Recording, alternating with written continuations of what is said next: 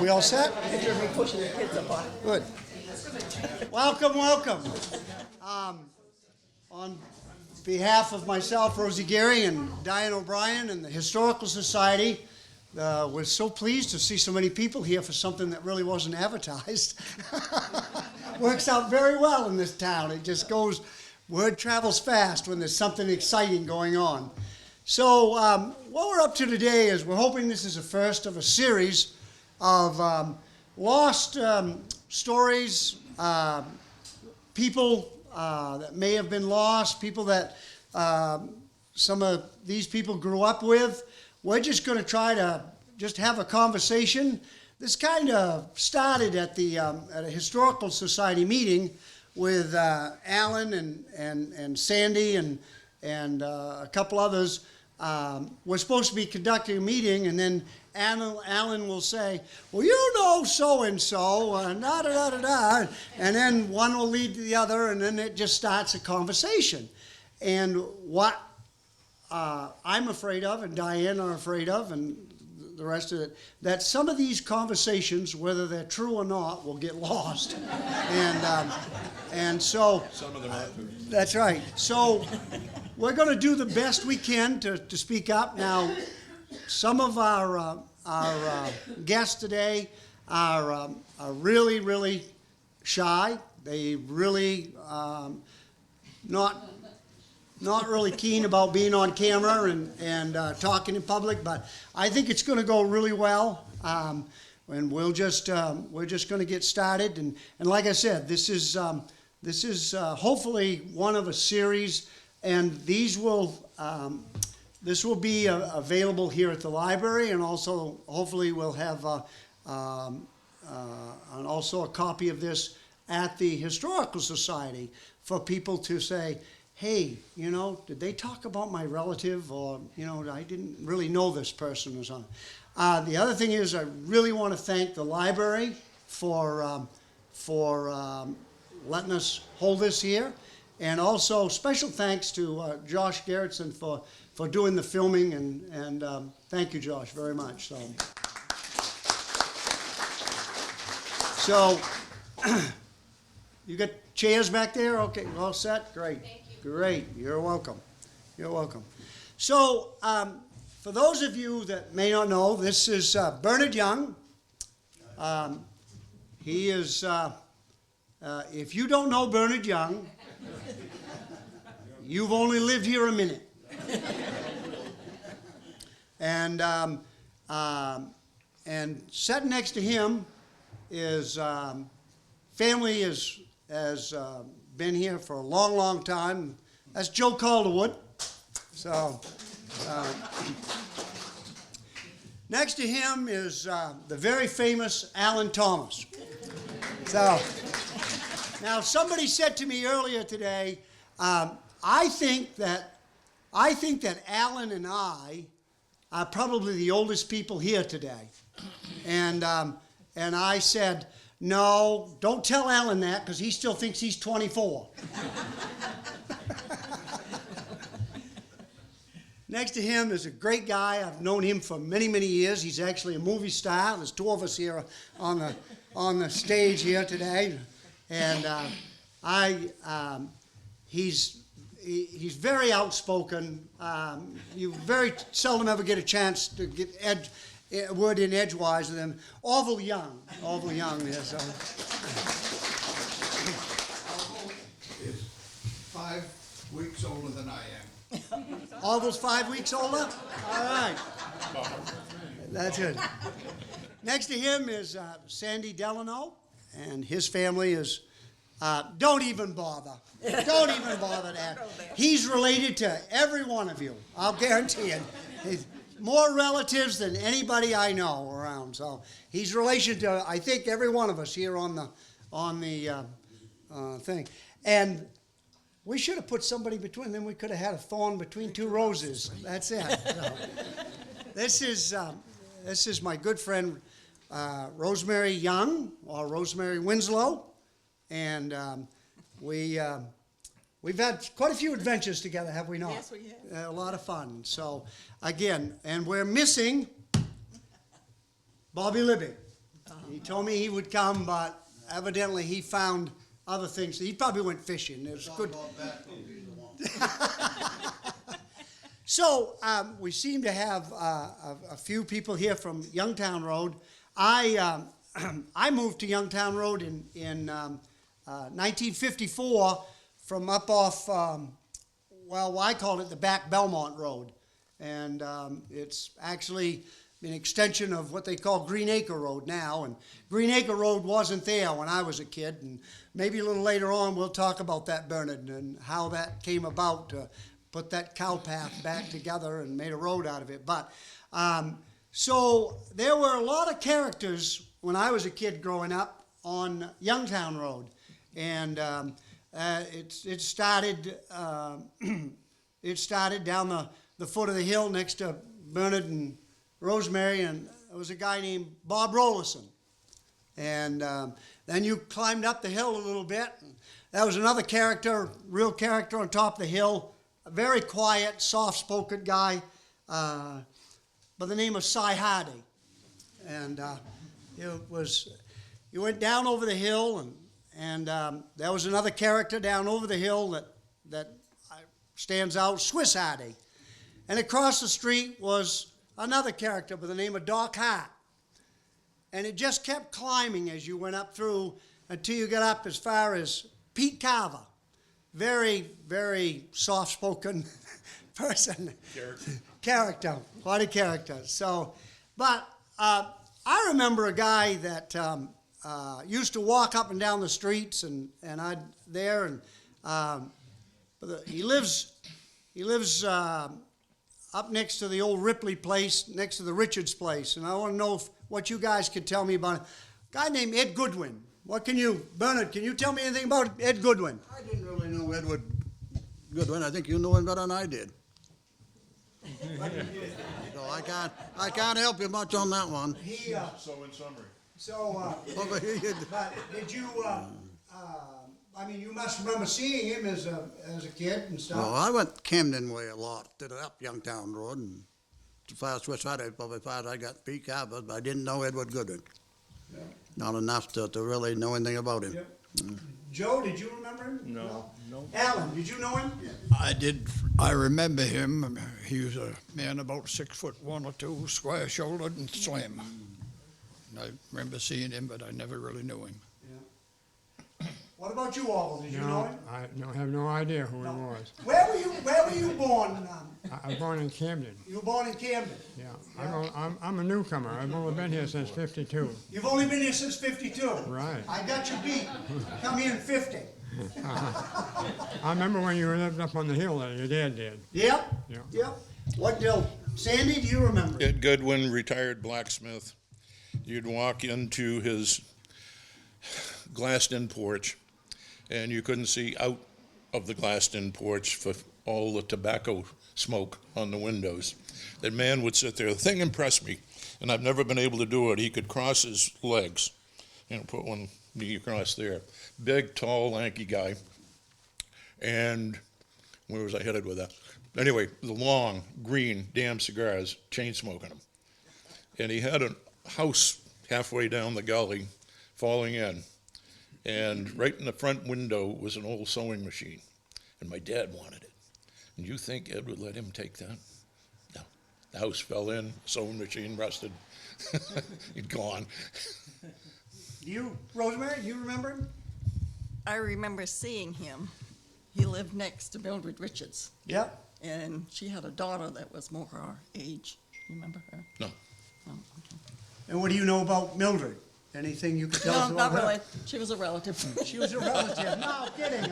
It's amazing. It's amazing. So, I remember him as, like I said, we would stand out there, and he usually wore this long coat, went way down.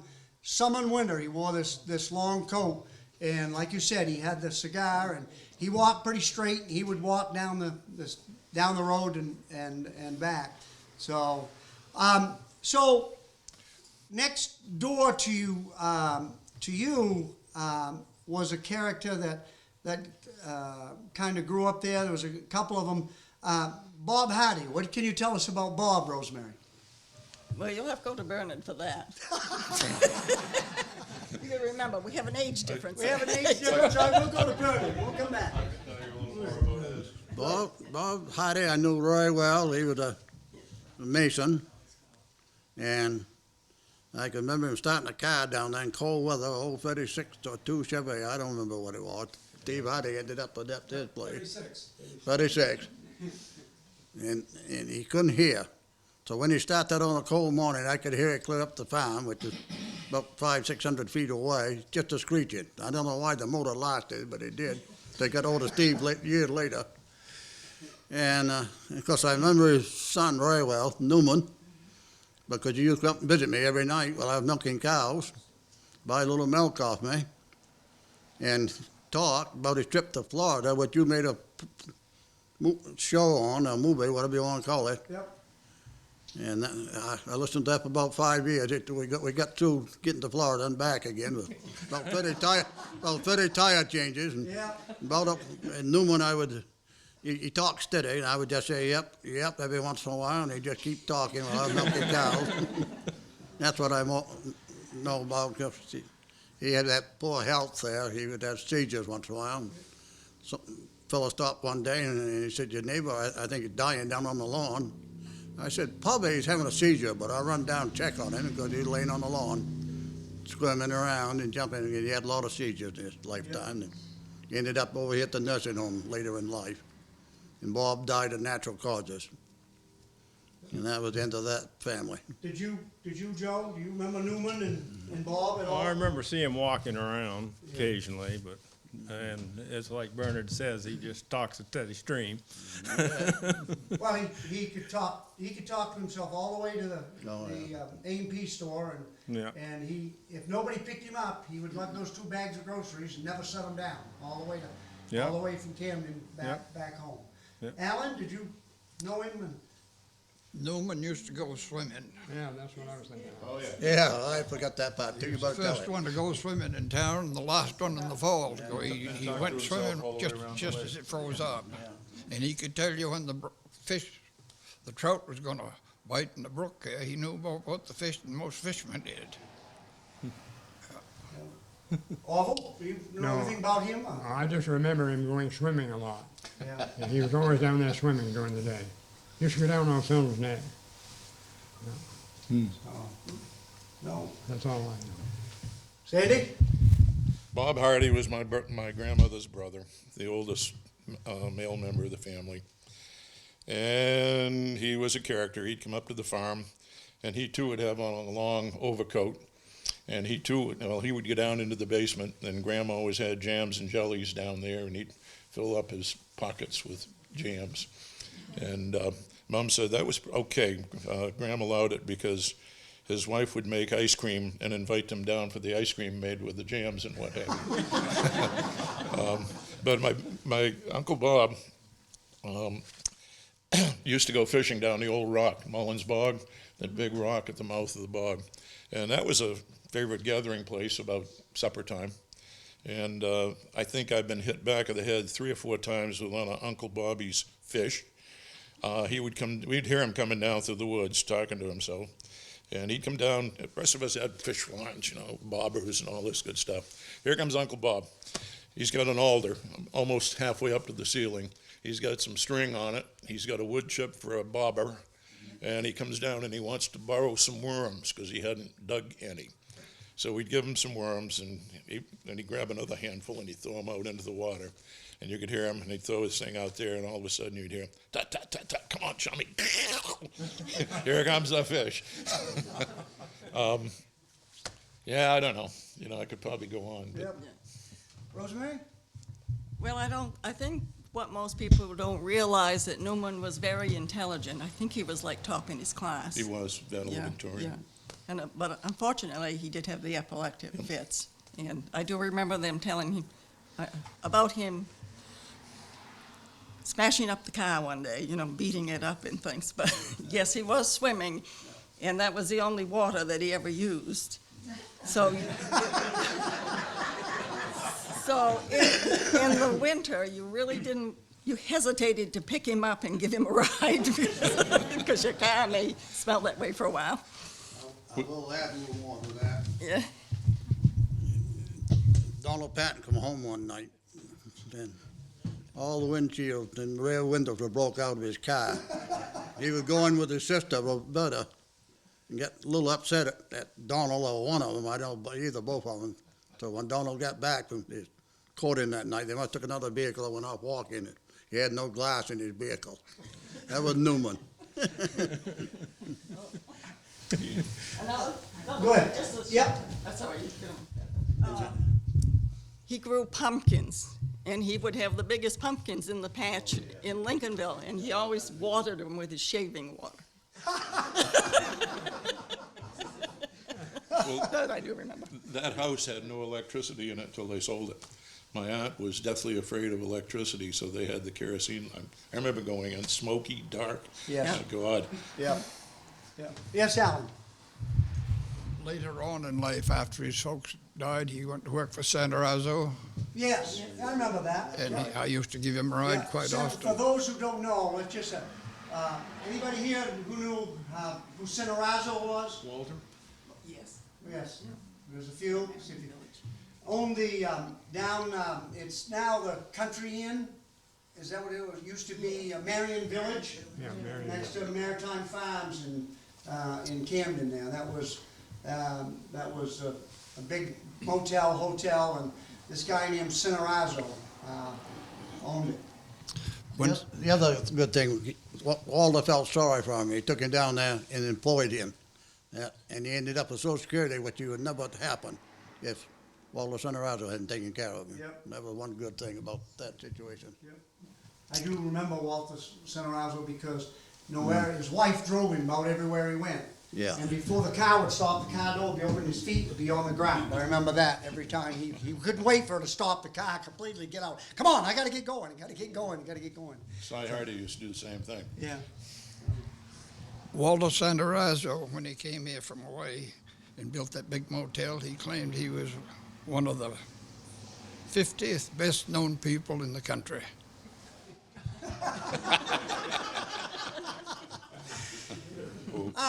Joe, I want to talk a little bit about your dad. Yeah. Now, I spent milk rooms used to be the social place of the town. I've been in Bernard's milk room. I've been in Swiss's milk room. Us kids, Steve, good many nights. You said that's where you learned these stories, and stuff. When you had before you built what we call the new barn, I remember spending a good many evenings with your dad, and it just seemed like there was one story after another. He could tell one story. Can you tell us a little bit about your father? Well, like say, this is just what stories he used to tell me, or I've heard when he's telling other people. He didn't really talk an awful lot about the past, but anyway, I realized that one time he was telling about coming back from Camden with his horse and wagon, and this had to be somewhere around 1914 or 15. He was a young teen, and he said he got up to about as far as where Rosemary and George live now, coming up around the hill, heard this huge rumbling, commotion. He thought it was an earthquake. And he didn't find out till the next day when he got home. He got home that day, but he didn't find out till the next day that it was a huge landslide down on the turnpike, right by the town line. And it blocked it off. It took them over 2 weeks to open the road up again. They said there was rocks down there half as big as a house. They had to dynamite and stuff and get them out of there. But if he'd been 15, 20 minutes later coming up the pike, the rest of the family wouldn't be here.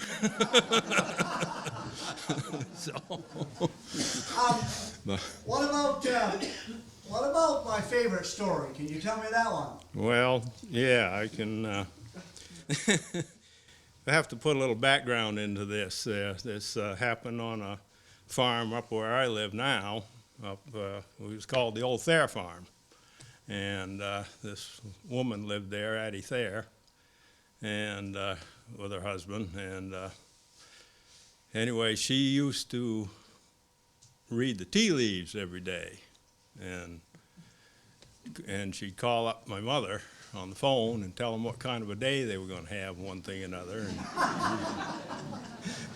so anyway, this went on way back. It was probably in the 30s there, and anyway, she told my parents that someday we were going to own that farm, which we eventually ended up doing. Anyway, this was about moving ahead to about 1958 or so, when after we'd purchased the property. My father was working up there at night. He'd bought a John Deere tractor and it had lights on it, so after milking he went up and he was harrowing some fields up there around, and he got down about 10 o'clock at night and he decided to head home, so he came down by the old farmhouse up there, which looked like an old ghost house pretty much. And as he was going by in there, he saw this big white thing go by the windows inside the house in there, and he said he threw that old John Deere in the 6th gear, opened it right up. He said the hair was standing up on the back of his head, and down the lane he came all the way home. Yeah, but some other strange things happened up there too. Oh, a couple other things happened up there back about 1966 or 1967. There was a fellow that used to work there for the Thayers, named George Sullers. Guys probably knew of him, and he was a Native American. But anyway, they didn't have any money to pay him for working there, so they gave him a 2¼ acre lot, and he built a house on it and then lived there and he used to work at the tannery in Camden, I guess, or the woolen mill somewhere. But I think at this time, well, I bought the property, the 2¼ acres, from my parents for $1 and other considerations, and we stayed there one summer up there. And when we first went to move in there, we had a couple of cats we had there at the farm, and kind of, house cats like. And I said, well, let's take them up and have them up there. Well, we came up to the house and got about far from here to Chris from the front door up there, and that hair I had the cat in my arms, and the hair went up on that cat's back, and she started hissing and yowling and scratching me and digging, and I just let her go, and she took off like a shot. He says there was no way that cat was going in that house. Who was Ruth there? Well, just a little more about the house and the story about living there. That summer, one time I was sitting there in the evening reading in the house, and of course there's no power in there or anything at the time, but we had this mantel clock out there in the kitchen. And I was in the next room sitting there reading, and it's kind of, you hear it ticking away, and then all of a sudden I noticed it wasn't ticking.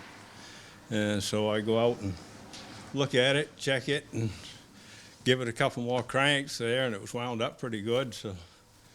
And started it going again, stood there for a minute watching it, and it was going fine. So I go back and sat down and start to read. And I was kind of keeping my ears on it so I could listen, and it was ticking away fine, and all of a sudden, no ticking.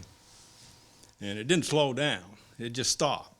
And so I went back real quick to look, and the pendulum wasn't moving a tiny bit in it. It was just solid stop right there. And anyway, I kind of felt the presence of old George around there. You kind of almost felt like I could see him looking through the window, looking inside. And I said, well, you ain't going to scare me out of here. You can do what you want to do, And I started the thing going again, and, it never stopped after that. Who was Wilf there? Well, Wilt there, actually, that was the Rankin farm, because she was a Rankin. And she lost her husband somehow. I don't know what the story was with that. Probably put a curse on him. It could be. But then this Will Thayer was her second husband. He lived up near where you live. And he lived, there was a big farmhouse up there and barn and stuff. And they tried to farm it, I guess, or, well, they must have stayed there until eventually they just passed away, and the farm went to the town for back taxes. And they had no known relatives from then on, so. Allan, I want to talk to you about a little bit about your father. Tell us, I mean, did he have just one occupation in life, or what was his claim to fame here? He had sawmills all his life. Then during the war, he had 1,000-cord contracts, pulpwood. And he filled the contracts, he'd get an extra 25 cents. But he had other people that haul in under his name, so he got his contract, so we get the extra 25 cents. Now, where was that? Where was his mills? Where did he have a mill? He had them all over Knox and Waldo County, Palermo, Liberty, Really? North Salesport, Yeah. Lincolnville. No, duck trap, he had one. Duck trap was where he, when I grew up, there was duck trap always. Yeah. Now, where did you live? Where was your home? Where were you born, Allan? I'm slow at thinking. You remember that? Virgie Pendleton Yeah. lived where I was born. That was Okay. my mother's house and her folks' house. And they were who? What were they? Richards, Orlando Richards. Richards. Imagine that. Yeah. Are we relation to the Richards? Which ones? That's it. And so, what else did he do that was No, really. really known for? What about the? Did he have anything to do with the quarries down in back of there? That was my mother's property, and there's a quarry down there now that goes under another name. Amison Heel, Yeah. and he sold it to a guy that he's got quite a development down there now. Yep. Cleves, I think the fellow's name is. Got sold It's to, got sold to Donnie Miller and then got sold again, yeah. Yes, yeah. Yep. The old place was sold to Dr. Millington's son, Donald Millington, and he sold it to this Cleves. Oh yeah. Yeah. Yeah, it's pretty nice down there now. If any of you haven't been down there and seen it, it's really sort of a botanical walkway. It's really nice. Yeah. Really nice. Orvil, tell us. You moved to a part of the town called Wileytown. Right. What can you tell us about Wileytown? Well, the only thing I can tell you is that Cobe Wiley lived Who? there. Cobe Cobe? used to live at the old big yellow house on the Yeah. corner, and he was living there at the time. But all he had was a cow and a horse, and so very quiet in the neighborhood. All those other houses have been built there. What about right across the street from where you live?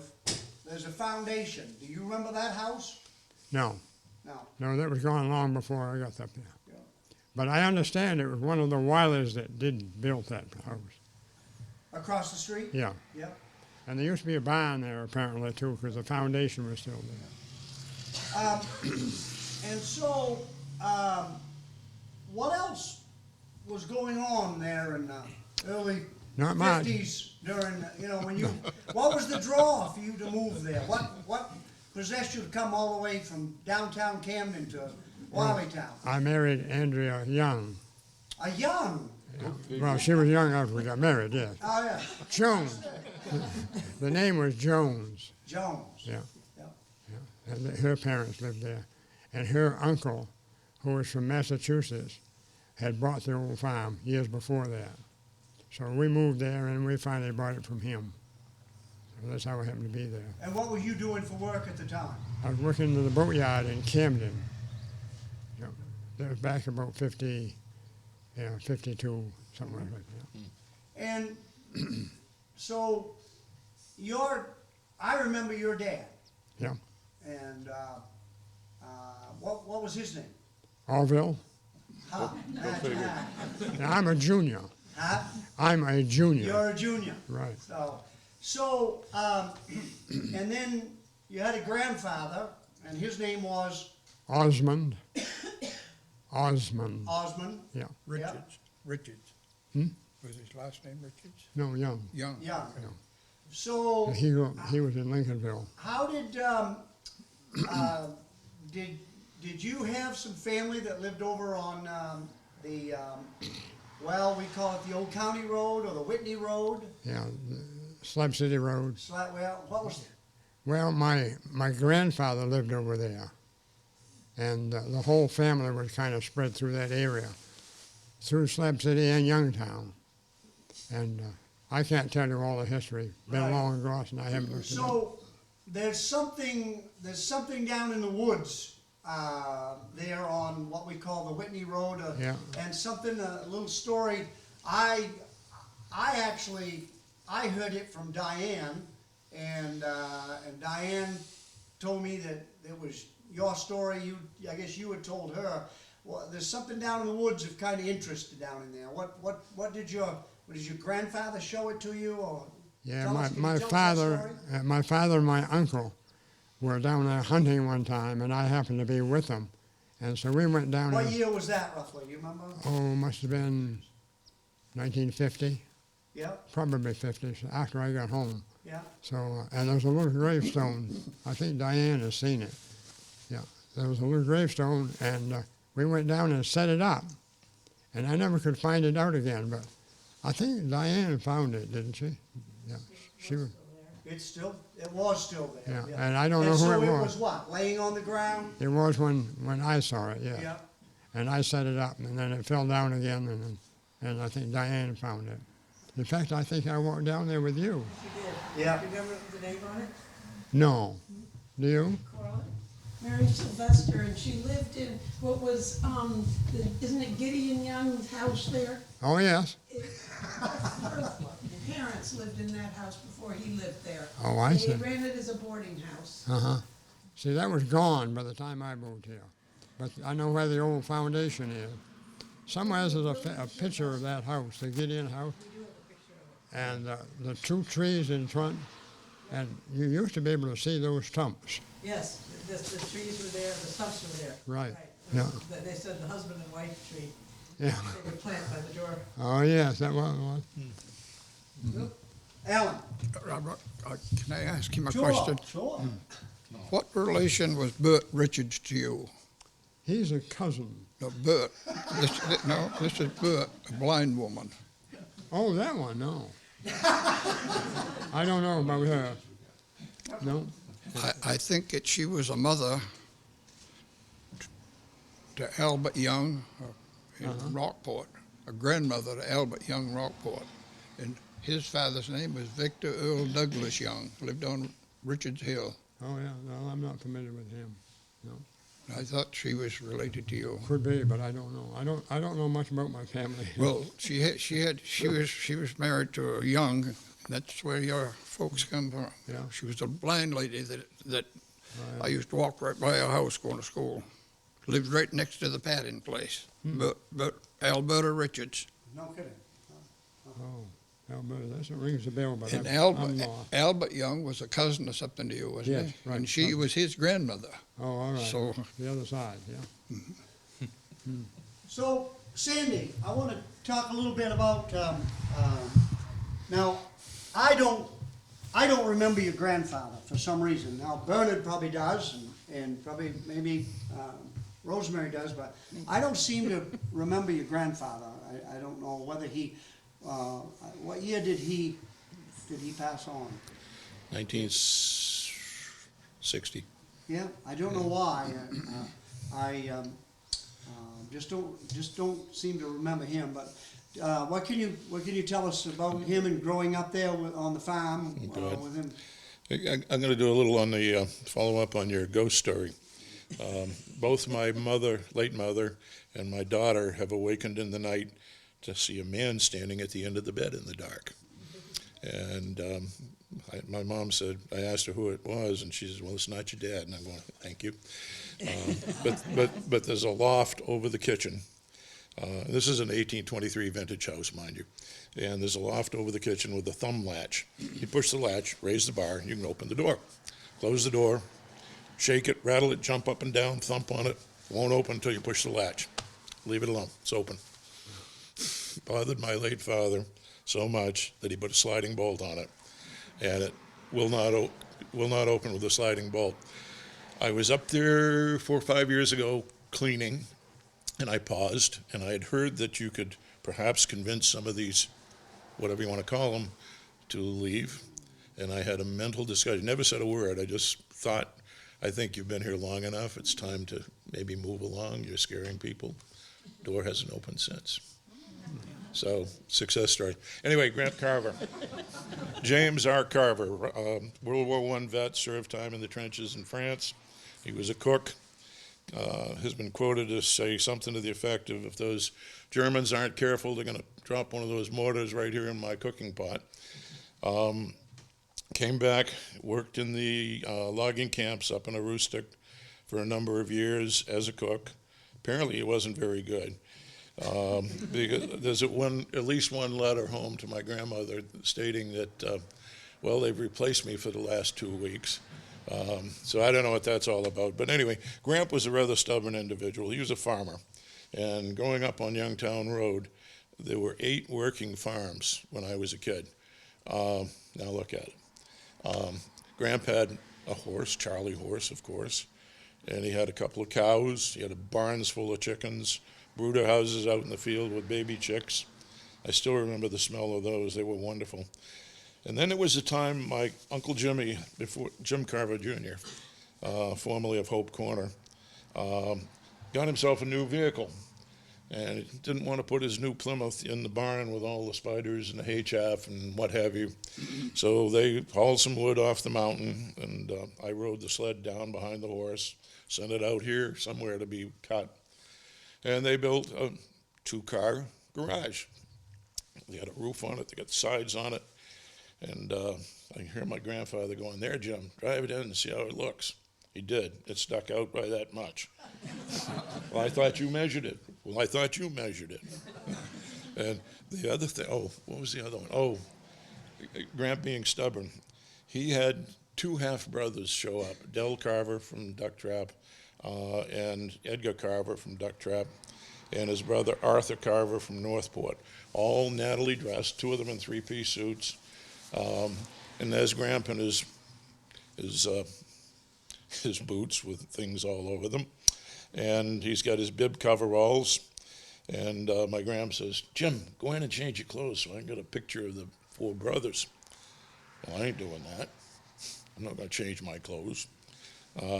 Graham pretty much groveled, finally gave in, said, all right, at least line up. So she lined the 4 brothers up in front of the barn, and then she looked and says, Jim, could you at least drop those 2 dead chickens? No. I have a picture of my 3 great uncles and my grandfather holding his 2 dead chickens. He was an interesting individual. Rosemary, Yes. so you grew up with your own private swimming pool. I did. You want to tell us about that? You mean my big lake? Your big lake, yes. Yes, that's my swimming Tell pool. us what you know about where you live. You know, where. Well, actually, see, we first lived up in the other side of town. Yes. And I was 12 when we come to the farm when my grandfather passed away. My mother had never gone to high school because at that time she couldn't get there. And what was her name? What was her? Was Bernice Lerman. Bunny. Bunny. But she ended up going to Rockland to a commercial college. And so she always had this business sense in her head, and she wanted to start a store down on McGonagall Lake. And back in the late 40s, early 50s, I think it's late 40s, when we moved to the farm, she'd always take me with her, and she went down and she planned out the store. And those of you that remember Sunset Cove, remember. It was a great place for teenagers. Tell, Never for been those, there. is there anybody here that doesn't know where Sunset Cove is? Yeah. When you go around Youngtown Corner and head down at the foot of the hill, your son lives where there was a little store, a little takeout place right there. The house that's really close to the road right there. And there was parking across the street, and that was it was a big place to go swimming. It was. And tell us. And she opened on Memorial Day, and we went through to Labor Day. And I went to work at the age of 12, which was very hard for me. At that time, I was very shy, but I had to get over it. Very busy place. When the weather was good, 3 o'clock in the afternoon, a storm would come up and everybody would scatter. It was a place where they had graduation parties. That was always fun. We had floats out there. The kids liked to try to tip them over. Three of them. Neighborhood kids wanted something to do. They'd come to the lake. I'd give them a knife, and we'd sit out back and peel potatoes for our French fries. So we were always busy. But Mother always let us, when it was slow, we could always go. And there was a girl that lived next door, Penny Cornell, and she and I used to take off in the boat at night and go out on the lake. And poor Mother would still be waiting for us to come back at 11, 12 o'clock because, you know, teenagers, who knew what time it was. Some of the highlights, let me think. Bernard, one of them was my father bought a ice cream machine, a Dairy Queen machine. And Bernard come down one day and he wanted to make a milkshake. Well, he filled it up and he left the room. And I thought, oh, I better go check. And there was ice cream all over the ceilings everywhere. I do. I had to clean it up. Can you tell us a little bit about your grandfather and did you spend much time at the farm before? I know you lived on the other side. Can you tell us a little bit about that? No, the girls were kept at home. The boys got to go to the farm and work. Okay. But when we did move down there, there again there was a lot of kids in the neighborhood. You know, Paul Hyatt and Philip and Sam and Paul Packard and all those. And at the time when we first started here, you always had the old hay racks where you threw the hay up in, and we'd throw the kids up there, and they'd tread it all down, and nobody knew it was work. And when we got done at night, we'd go down the lake and jump in and wash off. Bernard, you tell us about your grandfather. She Yeah. said that you tell us a little bit about what he did and what was.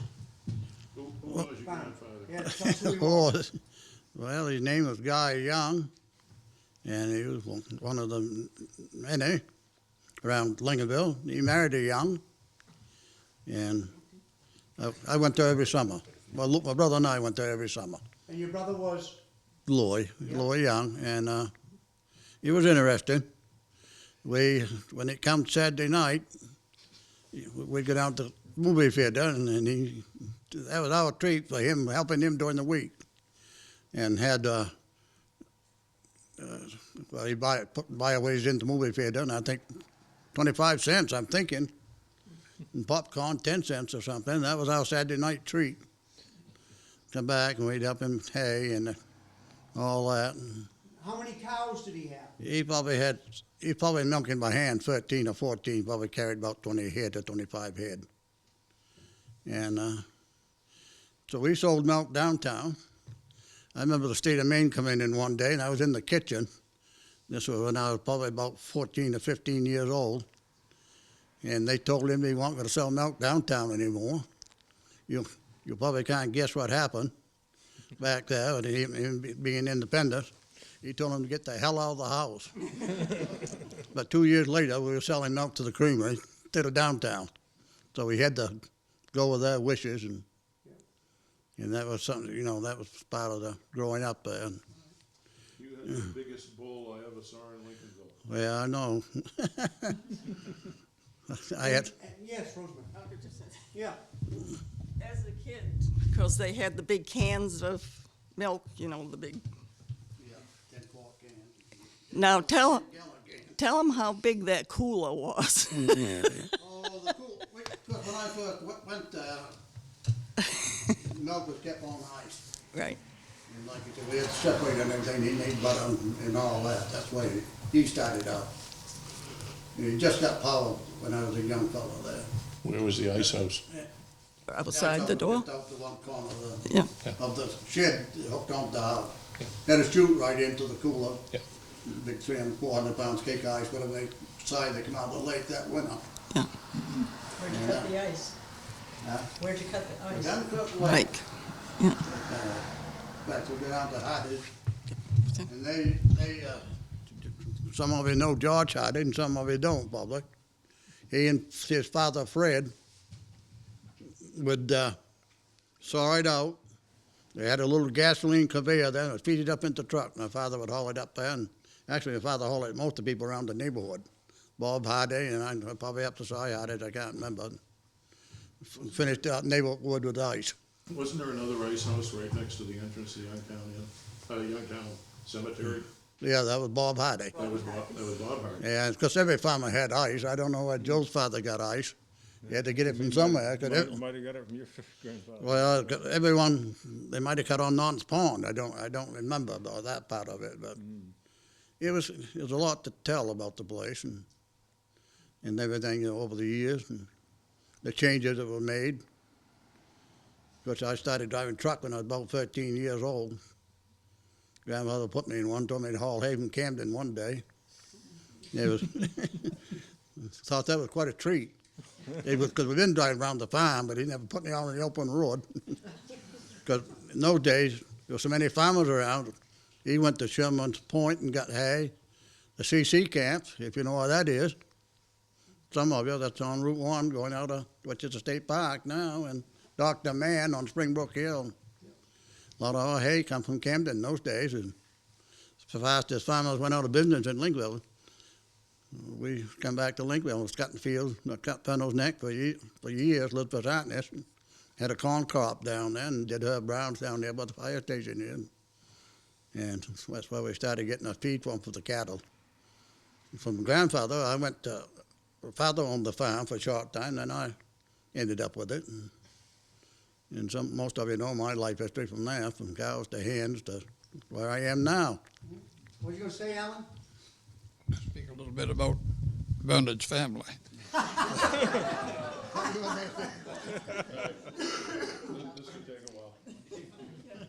One Sunday morning, I was down Coleman Pond fishing early in the morning, and there's a couple next door from where I was. I went over and talked to them. They said they was down from South Paris to sell their cottage. And I said, I'd like to buy that. How much do you want for it? They said, $1,000. Says, it's funny that you come and mention it. Says, the couple next door here is interested in it. So I did a little sweet talking, and I bought it. It was on a Sunday. I had money in the bank somewhere. At that time, his brother, Louis, was working the Camden Bank. I stopped in his house, borrowed a check, went back and paid the people. At that time, you didn't have to have a number on your check and your name or anything. That's how I got my camp.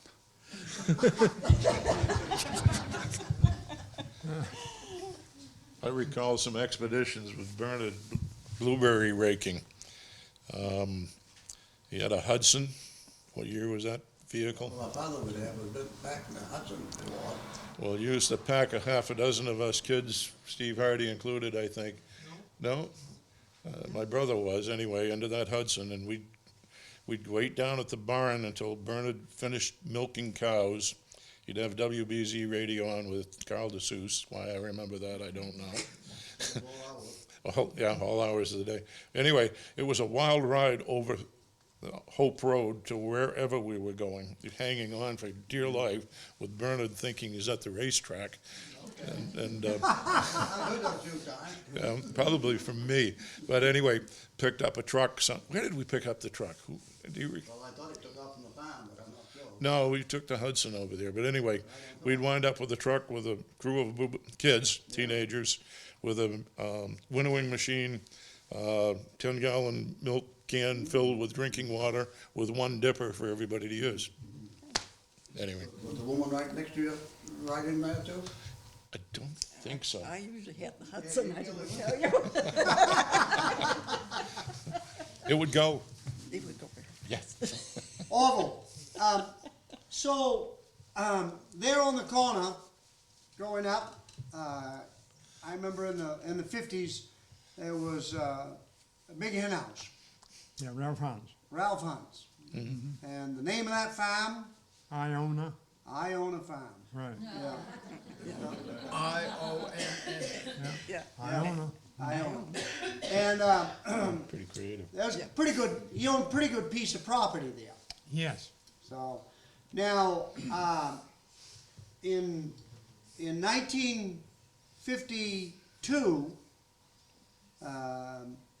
1952, 53, I lived down over the banking Oh, you did? in a little trailer. It probably wasn't much more than 16 feet long. I don't know if you remember that or not. Was this down by the brook? Yes. Yes, I remember that. I've forgotten it though. Yeah. And I moved there in '52. Yeah. So you must have been there at that time. Yeah, and my father was working for a gentleman by the name of Lynn Callahan. Do you remember old man Callahan? Lynn Callahan. Well, the name rings a bell, but I can't place him. Well, he cut that whole, behind your house, where you live now, they cut that whole hill, Yeah? the hemlock and stuff off Oh, that. yeah. And I just didn't know, did you Now, you- remember Lynn Callahan? Had No. a sawmill down in there? I remember the sawmill being there, Yeah, and that's about the time you moved there, right? yeah, Okay, and I remember him working and cutting that whole lot up behind, yeah, but he didn't cut any on my side. no, No, that was all Ralph Hunt's farm. right, yeah, but it was still in back. Yes. It was over there. towards Yeah, they the- came down and came across the brook. Yes, yes. So you lived in that trailer? Yes, Oh, I'll be darned, I didn't know that. yep. What can you tell us about Lynn Callahan, Allan? Anything you can, I remember when your father worked for him. And I probably shouldn't tell all this, but I remember plowing snow down by there in the wintertime, and he had a barrel out on his lawn. He had a siphoning hose sticking out of it. Siphoned a little bit out of it, pretty good stuff.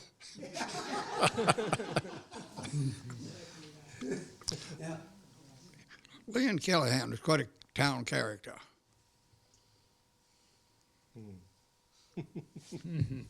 Joe, you know him, Joe? Well, I heard a story or two about him. I do remember him, what he looked like, and he came right out of the Ozarks, so to speak. Of course, I got to be well acquainted with him and being up in hauling gravel and everything out of his pits. But the thing that amazed me the most is how he run his sawmill. You go up there and he'd be with a rope around his neck, sawing wood. It was a Buick motor. It Okay. had no governor. Yeah, yeah. When he wanted more, when he wanted, they had a bigger piece of wood, he had a piece of baling twine around his neck and went down and connected to the carburetor. And when they pull them levers, he'd pull his neck over like that, would pull on that throttle and push that saw, so that push that through. Yeah, bring the motor wide open. And that's how he sawed the wood, but like you said, a rope around his neck. Rope around his neck. When he wanted RPMs. He never had a decent pair of pants. I didn't want to get into He that. didn't want to get. You remember that? I think we all did. Kind of free air. Saw what he had. That's right. That's right. I have to tell you, He didn't wear any underpants. And his pants was always ripped and torn and covered in pitch. But But we spent a lot of time. I remember the first time because we used to sell, or he used to sell. He would rough saw the lumber, and we'd make a trip a week to Willie J's. Now, you guys all know who Willie J was. Is anybody who don't know Willie J? Willie J. Monroe? It's where Viking Lumber is now on Route 1. That was Willie J. Yeah. And then, later in the week, we'd go to Passimore's. Yeah, that's right. Passamore Lumber, and anybody know where Passimore's was? I see more hands on that. That was the other side of the archway. It's where EBS is now. That was Passmore Lumber. And they would get 1,000 feet a day is what the plan was to cut in the yard and saw 1,000 feet a day and deliver it. And so I remember coming back to the Camden, pretty small, Camden Farmers Union, and I remember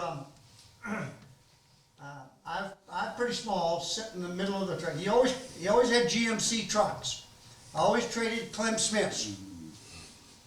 And you all remember Clem Smith's garage in Rockport. Now lobster, they sell lobsters and stuff, but it was a GMC dealership, and that's where he'd trade trucks.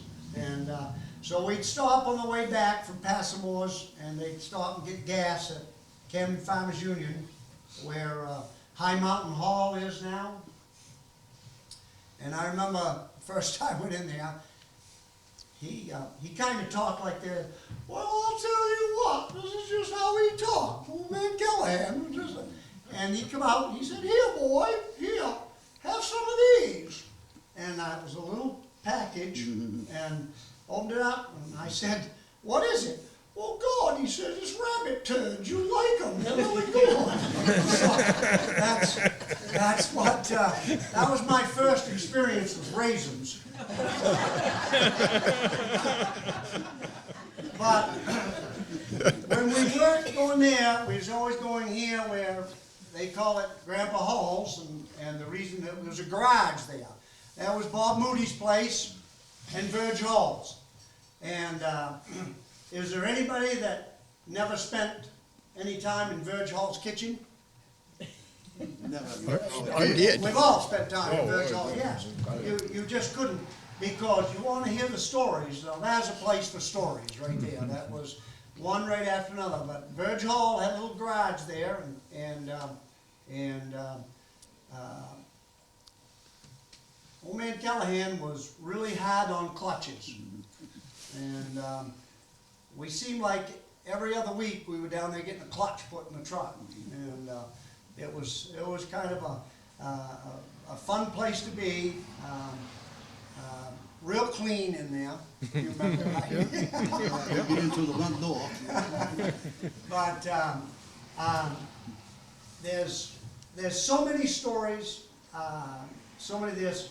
I'm going to call it. We've been an hour. I think it's real fun. Is there anybody that has any other comments you'd like to make, Joe, or anything you want to? Well, this thing about his old sawmill there, the Yes. stuff was that, because he built it from parts out of a junkyard, Yeah. basically. And they said that, the typical sawmill, you have a carriage with wheels on it, runs on a track in there. Well, his mill was, his track was the carriage, and he'd have these oak 2x4s underneath, and he had a series of car axles set up with just the rims on them, and so the carriage would roll over those things. Anyway, they were saying that down to Passmore's that he sawed the straightest, best lumber of any mill they'd ever had around. What are you doing? Alan, Yeah. anything else you'd like to comment, or anything anybody you'd like to mention, or anything? No? Orvil? No, I don't think so. No. Sandy? You mentioned Ralph Hunt. I think he was instrumental in setting up my grandfather, Cloyd Packard, probably Swiss, and I don't know who else in the poultry business. Doc Hart also. Yep. Pete Carver. Yep. Yeah, Swiss. I do. Rosemary. I just have one comment about ice houses. I was thinking of this, that they didn't have a top on them. All the ice was packed in sawdust. And I remember as a kid climbing up in the top of the ice house and being hot on one side and cold on the other. What it was an old building, Yeah, with the sides there and the roof missing. Yeah. Sort of go about a foot out the outside and about a foot on top. and I think it's pretty amazing that that ice had to last until the next winter. You know, Yeah. Enough in to last all year. yeah. Well, I want to thank you guys for, I know it's not easy doing some of this, but I think once we got going, I think things went fairly well. I really appreciate you coming by.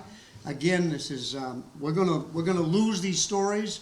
We're hoping to do this again, and if we can convince Josh to be so kind as to come down and film it. And there's some of you sitting out there in the audience that I really would like to, you could see it was not that painful. And I think we can have a good conversation. There's many of you out there sitting that's got lots of stories. I see lots of storytellers out there, and so I'd like to do this again. But again, I want to thank you again for all taking your afternoon and coming out and having a little conversation. And thank you all for coming. I was really surprised to see so many people here, so thank you very much.